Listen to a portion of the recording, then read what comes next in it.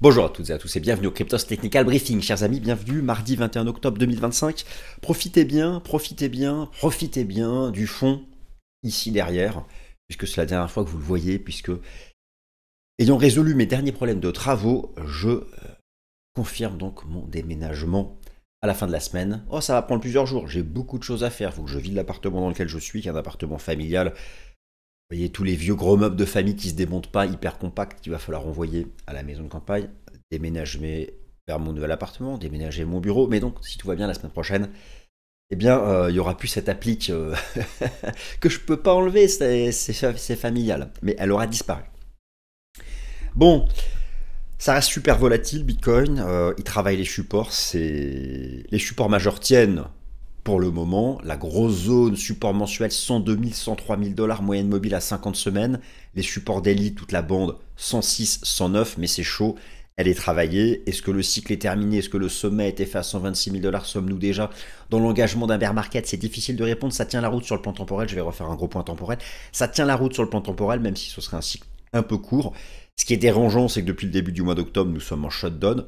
Les chiffres ne sont plus publiés, il n'y a plus de visibilité macroéconomique, la Fed s'exprime, elle, la semaine prochaine, la SEC, la SEC, le régulateur américain boursier qui valide aussi, qui est en charge de valider les ETF crypto, ne travaille plus. C'est pourquoi toutes les dates limites du 15-20 octobre sont dépassées parce que les mecs sont au chômage technique depuis le début du mois. Donc je me dis, bon, voilà, allez, alors il y a des arguments tout à fait de cycle temporel qui permettent maintenant d'avoir une argumentation solide. Le sommet était fait à 126K, le 6 octobre, j'en ai parlé dans mes deux dernières vidéos, là je vais refaire un gros point. Parce qu'on est entré dans cette fenêtre que j'avais délimitée 17, 18 octobre, 20 novembre. Alors, pour pousser jusqu'au 20 novembre, pour espérer, je déteste ce verbe, mais bon, on va l'utiliser quand même, là je pense à bon escient. Pour espérer que les 126K ne soient pas le sommet de cycle, il y a des conditions à réunir. La première de toutes, oubliez tout le reste, la première de base, ne pas rompre les supports majeurs weekly et monthly. En dessous, c'est fini. Il faudra l'accepter si c'est le cas. Là, c'est pas le cas. Je vous garantis qu'ils sont pas loin, on est dessus. C'est tendu quand même, c'est un peu tendu. Alors, je vais vous les montrer dans la vidéo, mais c'est 102, 103 en monthly, en clôture mensuelle. Vous allez voir, la courbe est simple, le cours de clôture fait des creux et des sommets ascendants depuis 2022, le début du bull run, du bull market. Jamais le précédent sommet n'a été enfoncé, c'est 102, 102,5. Voilà. Bon, c'est là, c'est ce graphique, vous allez le voir tout à l'heure. En weekly, c'est aussi 100, 102, moyenne mobile à 50 semaines. Ça, c'est la moyenne mobile magique, elle fonde, elle forge les cycles, elle indique la tendance de fond, que ce soit sur le Bitcoin classique ou le contrat futur de la bourse de Chicago. Donc la condition numéro 1, c'est de tenir les supports. Là, depuis le flash crash du 11 octobre, on le travaille, c'est volatile, on tente des choses, mais en même temps, ça repart pas, mais on travaille le support. Donc, alors, forcément, j'imagine que beaucoup d'investisseurs ont déjà converti, et à bon escient d'ailleurs, à juste titre, pardon, une partie de leur bag en stablecoin. Mais tous les jours, on regarde le graphique, on se dit, bon, je suis sur le support, mais on ne le casse pas, donc bear market, pas bear market. Et puis, si le support tient que ça repart, bon, on vend jamais tout en haut, on n'achète jamais tout en bas. Donc c'est bien de gérer son capital. C'est bien de convertir une partie en stablecoin dans une phase d'incertitude, parce que si on pète tous les supports, au moins vous aurez converti une grosse partie au-dessus, et puis vous sortirez le solde en dessous, quand vraiment se confirmera le début du bear market, et puis l'engagement du bear. Et puis si on tient le support et que ça repart, vous aurez quand même conservé une partie. Donc c'est comme ça qu'on gère. On n'achète jamais tout en bas, on vend jamais tout en haut. Et un gain est un gain. Voilà, je vais vous balancer toutes mes petites expressions favorites. Bon, alors, les conditions, donc bien sûr tenir les supports majeurs, et puis, si on les tient, ces supports, il faut du fondamental. Qu'est-ce qui peut nous permettre d'avoir un mois de novembre pas dégueu? Parce que novembre, je vais encore vous embêter avec la saisonnalité, mais novembre, c'est le meilleur mois d'un point de vue statistique. C'est un mois qui a aussi ses petites expressions. Alors là, October, c'est un peu raté parce que l'ouverture du mois, c'était 113, 114. Me direz-vous, le mois n'est pas fini, on verra. Novembre est parfois appelé encore différemment. Certains utilisent même l'expression Moon November, vous voyez. Donc, bon, mais au-delà de ça, c'est un mois qui a de bonnes statistiques. Pour y croire, en novembre, il faut l'accord commercial Chine-États-Unis, il faut la fin du shutdown, il faut la publication de tous les chiffres macroéconomiques en retard, la Fed, c'est le 29 octobre, il faut qu'elle confirme déjà qu'elle baisse ses taux, et puis aussi par rapport à son programme de quantitative tightening, où elle pourrait tendre vers zéro, voire complètement, soit complètement l'arrêter, soit tendre vers zéro. Tout ça, c'est de l'afflux de liquidité. Ces éléments-là, la Fed peut les confirmer ou pas fin octobre, mais est-ce qu'elle va être gênée par le shutdown? Est-ce qu'elle va se mettre en stand-by parce qu'il n'y a pas de chiffre macro depuis le début du mois d'octobre? Vous voyez un peu? Et tout ça, c'est devant nous, c'est les 10-15 prochains jours. Et ça tangue sur les supports majeurs. Donc qu'est-ce qu'on fait? Qu'est-ce qu'on pense? Qu'est-ce qu'on décide? Première partie, on refait un gros point temporel. Deuxième partie, je vais vous parler du lore de la saisonnalité et à nouveau de cette histoire de liquidité. Troisième partie, on se fait un gros point technique. Quatrième partie, il fallait que je vous verse un peu d'opium toujours. Mais c'est pas forcément de l'opium court terme, c'est de l'opium aussi très long terme. Mais il y a aussi de l'opium pour novembre. Et puis on parlera aussi des alts. Bienvenue à la nouvelle édition du CTB.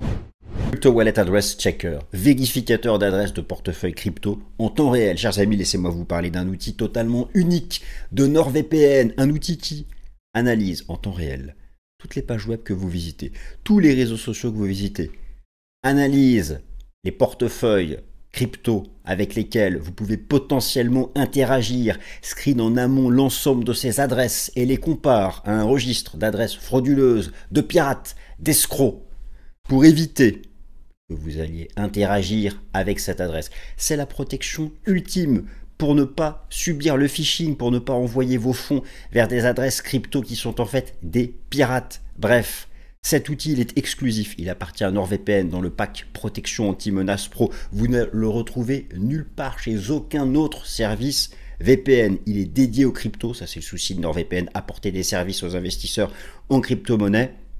Et surtout, cette fonctionnalité, elle agit en amont, de manière préventive. Vous n'avez rien à faire. Elle agit de manière sous-jacente. Elle repère toutes les adresses avec lesquelles vous pouvez potentiellement interagir. Pas forcément, mais potentiellement, elle vous les met en évidence. Surtout, n'entreprenez aucune transaction avec eux. Ce sont des pirates. Chers amis, en suivant le lien en description, et uniquement mon lien en description, vous avez 4 mois d'abonnement offert sur tous les abonnements NordVPN de 2 ans. C'est satisfait ou remboursé pendant 30 jours. Bitcoin, on commence par un point sur le cycle temporel. Alors, nous sommes 549 jours après le halving, 1443 jours depuis le sommet de l'ancien cycle, et donc nous sommes 1065 jours depuis le début du cycle. Bon, le précédent avait duré 1061 et celui d'avant 1067, donc là vous voyez qu'on y est. En tout cas on y est en durée absolue selon ces métriques. Ça, c'est vrai que ça c'est un argument pour ceux qui disent que c'est terminé. Mais prenons un peu de hauteur en faisant une synthèse tabloïque. Je vous sors mon tableau intersidéral au sein de ma fenêtre intergalactique.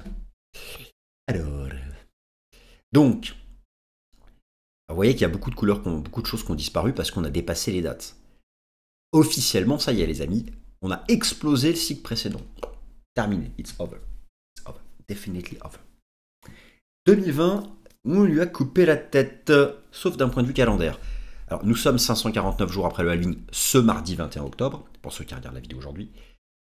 1443 jours et 1065. Vous avez ici les 3 métriques. Nombre de jours depuis le halving, nombre de jours depuis le sommet du cycle précédent, et nombre de jours absolu, la durée du cycle depuis son jour 1. Donc 2020, on l'a dépassé. Donc, si on compare à 2020 et qu'on dit que c'est un repère de fin de cycle, le cycle est fini. Si on compare à 2016, pareil, nombre de jours depuis le halving, c'est dépassé. Il reste nombre de jours séparant le cycle du sommet du cycle précédent et nombre de jours absolu, donc 24 octobre. Et donc, bon, enfin, on peut considérer que ça en y est, 24-26 octobre, c'était la moyenne. Il n'y a plus qu'une seule date, c'est 20 novembre. 20 novembre, et bien sûr, si on regarde les cycles que d'un point de vue calendaire, pas selon ces métriques, ces mesures, mais d'un point de vue calendaire, 4 décembre, 16 décembre, 8 novembre, la moyenne, c'est 20-25 novembre. Donc, c'est la dernière date qu'il reste. C'est le mois de novembre. Pour avoir un mois de novembre sympathique, pour y croire, je vous ai donné les conditions en introduction. Faut pas casser les supports majeurs, patati patata, je vous ai donné aussi les fondamentaux dont nous avons besoin. Mais concrètement, donc effectivement, d'un point de vue temporel, autant d'un point de vue temporel, autant sur ces sommets-là et ce sommet-là, il n'y avait pas de quoi argumenter. Les mecs avaient un argumentaire un peu léger d'un point de vue du cycle. Là, alors, on a fait un plus haut. On a fait un nouveau plus haut ici. Je suis d'accord avec vous. C'est pas très excitant. Et puis en plus, on n'y reste pas longtemps. Donc il fallait être devant. Mais autant là, ils n'avaient pas de quoi argumenter. Ici, pas tellement. Là quand même, d'un point de vue temporel, ils ont de quoi argumenter. Alors, ça va jusqu'à donc fin novembre. Ce qui compte, c'est vraiment d'ici la fin du mois de ne pas casser les supports majeurs. Mais voilà, donc d'un point de vue temporel, peut encore envisager, alors je ne dis pas bien sûr, est-ce que c'est fini, est-ce qu'on est en bear market, c'est toutes les questions ci et là, souvent des titres de vidéos d'ailleurs, c'est pour cliquer ça, mais voilà, est-ce que l'espoir reste permis si on reste ancré sur ce fameux cycle de 4 ans que beaucoup pensent qu'il n'existe plus? Bon, et si on reste vraiment ancré sur ce cycle de 4 ans, dites-vous bien que c'est pas parce qu'on a dépassé les durées du cycle précédent que non, il n'existe plus. Si on regarde vraiment tous les éléments de comparaison, ça se termine fin novembre. Voilà. Si effectivement on arrive en janvier-février et qu'en fait il n'y a rien du tout, qu'on est toujours flat, qu'il ne se passe rien, pas de bear market, voilà, on pourra dire que le cycle de 4 ans est mort. Mais pour le moment, allons au moins au bout de cette fenêtre. Donc allons jusqu'à novembre avant d'en tirer des conclusions trop rapides. Donc ce mois de novembre que nous attendons tous, eh bien ce mois de novembre peut-il apporter quelque chose de favorable? Il y a bien sûr les fondamentaux, la fin du shutdown, j'espère finir par arriver, la Fed mercredi de la semaine prochaine, et bien sûr l'espoir d'un accord commercial entre la Chine et les États-Unis. Ça, ce sont les aspects fondamentaux global macro. Maintenant, il y a les aspects fondamentaux, je dirais, qui agissent entre les classes d'actifs, à savoir les corrélations. Et donc, vous avez sous les yeux l'actif qui, lui, a fait son bull run. C'était, lui, le grand gagnant. En tout cas, il l'est pour le moment, à savoir l'or. Alors, il s'avère que lorsqu'on fait les études de corrélation entre l'or et le Bitcoin, on trouve que l'or peut agir en leading indicator. Qu'est-ce que c'est qu'un leading indicator? Eh bien, le leading indicator, comme son nom l'indique, lead. S'il lead, c'est qu'il part devant. Et que derrière, ça finit par suivre.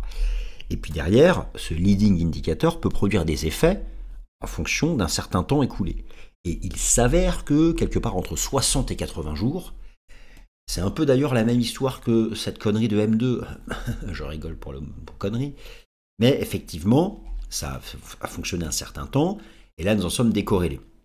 Mais imaginons que nous nous y recorrélions. Et imaginons que nous suivions cette corrélation avec l'or. Ça fait beaucoup d'imagination. Alors, avez-vous beaucoup d'imagination? Si vous en avez, eh bien regardez l'or. L'or avait fait son breakout, regardez bien. Fin août. Donc, ajoutons 60 jours à fin août. Fin septembre, fin octobre, palin, on arrive en novembre. Bon, alors, vous avez compris que je suis en train de dire que novembre était un peu la dernière chance, à la fois sur le plan temporel et sur le plan global macro, puisqu'on attend les histoires de shutdown, Chine, USA, Fed et compagnie, et enfin sur le plan des corrélations, puisqu'effectivement avec un décalage de 60 jours, eh ben, ça pourrait être intéressant si on... Et puis le M2 pareil, avec le M2 jusqu'à mi-décembre, voilà. Donc, voilà, ce sont des éléments qui peuvent agir favorablement en novembre, d'autant plus que novembre, c'est le meilleur mois ever du Bitcoin. Des mois de novembre dégueulasses, hein. D'ailleurs le mois de novembre du dernier cycle était dégueulasse, parce que le top avait été fait au début de mois, mais bon, voilà. Mais, si vous voulez, avec des fondamentaux qui deviendraient moins contraignants, c'est quelque chose qui pourrait permettre d'avoir un mouvement favorable en novembre. Bon, ça fait beaucoup d'imagination, ça fait beaucoup de si. Retenez simplement que pour y croire, il ne faut pas casser de support. Tant que les supports tiennent, ne soyez pas full stablecoin. Ne soyez pas full USDT, ne soyez pas full USDC, ou que sais-je encore, peut-être que vous repassez par l'euro, faites ce que vous voulez, tant que les supports extrêmes tiennent. Quels sont ces supports extrêmes? Vous avez sous les yeux un graphique du cours de Bitcoin en données mensuelles. Regardez bien. Vous avez les bougies japonaises mensuelles, et cette courbe noire, c'est le marché que vous voyez ici, mais en cours de clôture. Il est ramené dans le passé. Pourquoi est-ce qu'il est dans le passé? Vous vous emmerdez pas avec ça, c'est l'Ishimoku, on s'en fout, on ne parle pas de la d'Ishimoku. Mais ça permet d'avoir côte à côte le marché en bougie japonaise et le marché en cours de clôture. Regardez bien le cycle précédent. Le cycle précédent, ici donc, le sommet de cycle avait été bien indiqué par la réintégration du sommet précédent. Sommet, la courbe de clôture, la réintégrée. Et là, regardez cette courbe noire. Impulsion, orange. Impulsion, orange, impulsion, orange, impulsion, orange. Sommet, pas réintégré. Sommet, pas réintégré. Sommet, pas réintégré. C'est ce cours de clôture de cette bougie. Ce cours de clôture. C'est 102,5. En clair, 102 500 $. C'est le niveau de rupture. C'est le point de capitulation. C'est le point de rupture en dessous duquel, oui, là, pour de bon et définitivement, 126K est le sommet et on fera un bear market, je pense. Bah regardez, vous ajoutez 12 mois, 13 mois, ça nous ramène vers les 50K. Donc, oui, casser 102 en monthly, c'est le bear market de 12 à 13 mois qui nous ramène à 50K, et à 50K, on refera all-in. Voilà, donc, et dans toute cette phase-là, on sera en stablecoin. À 100%. Pour le moment, le support tient. Et ce support mensuel correspond à la fameuse moyenne mobile à 50 semaines qui est ici en rose et qui est la moyenne mobile, la magical one, celle qui guide le cycle, celle qui nous dit quand nous sommes en validation de bear market, parce que le bear market a commencé bien au-dessus. Vous voyez qu'elle est actuellement 103 sur le contrat futur et qu'elle est à, oh incroyable, 102,5 sur le Bitcoin classique. Donc c'est l'ultimate one, le point de rupture, 102,5.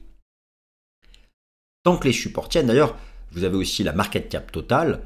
La market cap totale, en fait, lorsqu'on la regarde comme ça, oui c'est volatile, oui c'est violent avec ce qui s'est passé sur les alts, mais c'est vrai que ça fait pullback sur cette espèce de structure. On a cette trend ici qui n'est pas cassée. Alors ça pue un peu, hein, mais ouais, les supports peuvent encore tenir. La meilleure façon de se mettre à l'abri étant bien sûr de dépasser des résistances. Bon, là, on verra bien. Je continue par un peu d'opium. Car en période d'un doute, d'incertitude, il y a plusieurs façons de se relaxer. Moi, je vous invite à faire du sport. Petite session de sport, 4-5 fois par semaine. Ça fait du bien, ça maintient le cap. Bien se nourrir, bien manger. Un bon apport en protéines, des légumes, des fruits rouges pour les antioxydants. Voilà, ça c'est bien. Et aussi un peu d'opium, mais pas du vrai opium, de l'opium imagé. Alors, l'opium imagé, c'est ça. C'est ça, c'est la moyenne des cycles précédents en noir. Et puis, la bande haute, c'est le max, et la bande basse, c'est le min. Comprenez bien que vous avez une moyenne, et de part et d'autre, vous avez l'écart à la moyenne, l'écart max et l'écart min, minimum. Et en rouge chez nous. Et vous constatez que la partie min, l'écart minimal, et donc l'écart négatif par rapport à la moyenne, est en approche. Et que depuis le début du cycle, il a peut parfois produire un effet positif, et que ce long range ici s'expliquait parce qu'on s'en était largement écarté. C'est quelque chose qui aussi arrive début novembre. C'est vraiment la dernière chance. Alors, tout ça, ça c'est de l'opium. Ça, c'est de l'opium. C'est de l'opium, d'ailleurs, comme l'approche, le Decade Channel. Mais ce que je suis en train de vous dire, c'est que si par miracle, parce que c'est presque une question de foi maintenant, si par miracle, les supports extrêmes tiennent d'ici la fin du mois, 102, 102,5, le support mensuel et la moyenne mobile à 50 semaines, si par miracle, ça tient d'ici la fin du mois, et que nous avons tous les fondamentaux actuellement contraignants, qui ne sont plus une contrainte dont je vous ai parlé en introduction, arrivent, il reste une toute petite chance. Bon, les alts, en bref, vous avez total 3 sous les yeux, moins BTC, moins ETH, moins les stablecoins. Et pareil, je trouve que le Kumo du système Ishimoku, donc le nuage, cette partie verte que vous voyez là, ce petit dessin vert, a bien guidé le cycle depuis le point d'accélération de novembre 2023. Et vous voyez que ça tient encore en clôture. Donc c'est vraiment le niveau à pas péter. 645 milliards de dollars sur Total 3 ES. Pour envisager que cela reparte. Si nous regardons du côté des autres altcoins, eh bien, ETH, moi, j'y crois toujours. Ça fait vague 4 pour moi. 1, 2, 3, 4, 5, 6, 7, 8, 9, 10. C'est la vague 10 des vagues d'Elios. Je rigole, elle n'existe pas. Non, mais sérieux, sans déconner. Vague 1, je retrace 38,250. Vague 3, je retrace 38,250. Moi, j'y crois même tant qu'on est au-dessus de 3005, on a cette trend.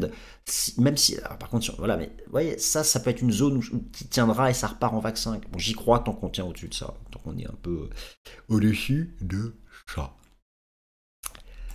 Tao, Tao, Tao, Tao, Tao. Alors, Tao, Tao, Tao, je sais que c'est un jeton qui plaît beaucoup. À juste titre, qui a une force relative par rapport aux autres cryptos, avec un gros range ici, et puis donc une vague 1, une 2, ça ressemble une longue 2. Alors là maintenant c'est un double bottom, donc c'est plus vraiment du coup avec cette mèche, on peut plus avoir ce décompte là, sauf si on est en cours de clôture, ça tient encore la route, mais bon, dans tous les cas, que ce soit un double bottom, ou qu'on ait une 1, une 2, qu'on ait attaqué la 3, vous avez une énorme ligne de coups à 460, 480. Donc là, voilà, il faut tenir cette zone. L'enchevêtrement des moyennes mobiles est à 360. Pour vraiment accélérer, c'est 460, 480 à faire sauter pour rejoindre les 650, 680. Moi, j'y crois tant qu'on est au-dessus de toutes les moyennes mobiles importantes partent ici, donc elles sont à 360. Quelque chose comme ça. Voilà les potos, eh bien écoutez, ainsi s'achève cette nouvelle édition du Cryptost Technical Briefing. Merci à toutes et à tous de votre attention. Passez une excellente semaine. Et puis pour le prochain CTB, qui aura lieu donc mardi de la semaine prochaine, c'est mardi combien là? Mardi 28 octobre, eh bien je serai dans ma nouvelle demeure. Enfin, je serai dans ma nouvelle demeure avec vous si j'ai pas de mauvaise surprise, c'est-à-dire que si l'électricité fonctionne, si Internet fonctionne, si les déménageurs m'ont pas explosé mon matériel informatique durant le déménagement, ça fait aussi là beaucoup d'incertitudes. Merci à tous.